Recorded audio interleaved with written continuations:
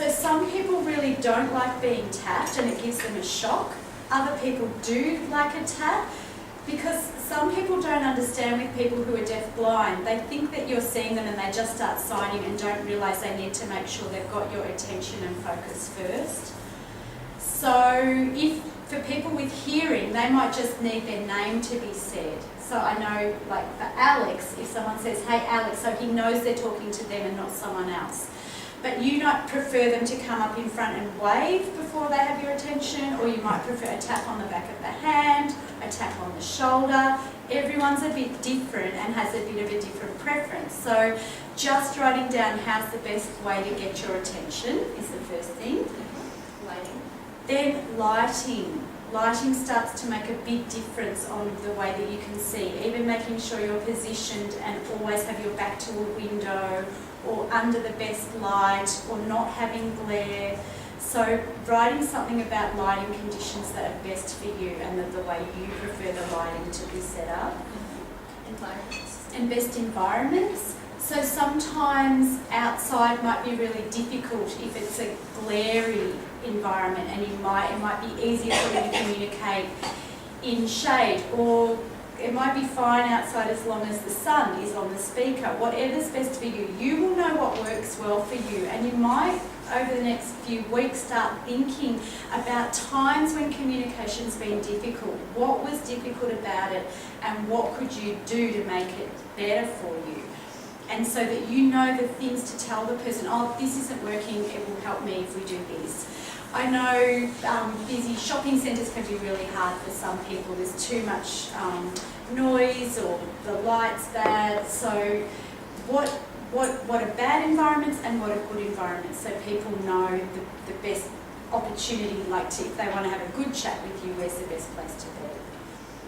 Preferred communication. Okay, now preferred communication method. And we all have a few different ways usually that we communicate, but there'll be one that we prefer. And so then I've gone through, if it's Auslan, all the different ways, whether it's tactile or tracking or visual frame, and sort of roughly what distance you would want a person to stand from you. For some people they need it quite close, others will need it to be back further. So if you can tell someone exactly a good distance for you, that will help them to make sure that they're standing in that position.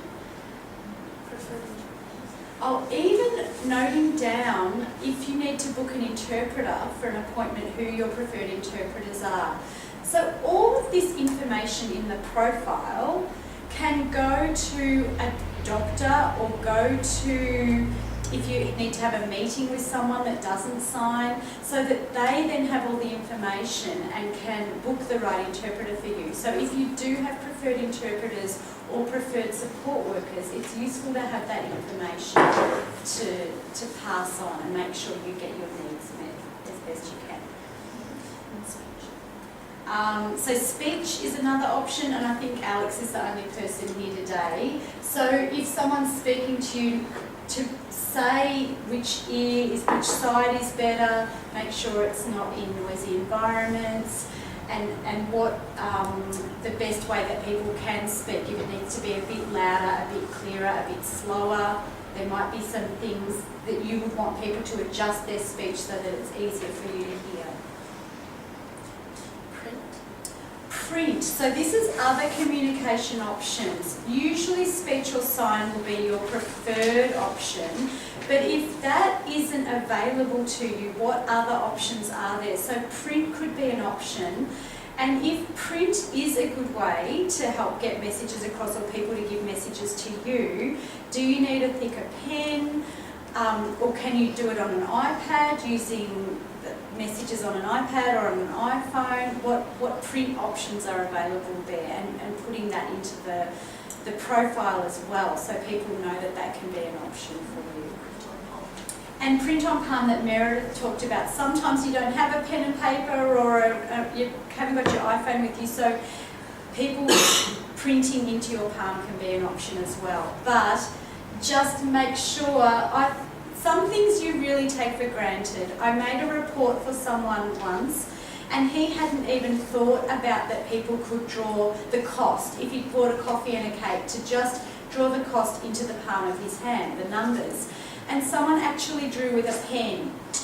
Which I couldn't believe someone would be so silly to do that. So you might want to say, show them, use your finger and draw on my palm. So make sure they know to do it with a finger and not a pen.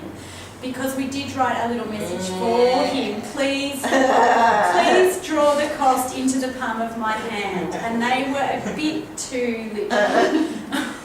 So that's important to tell them to use a finger, not a pen. Communication partners to use social media. Huh.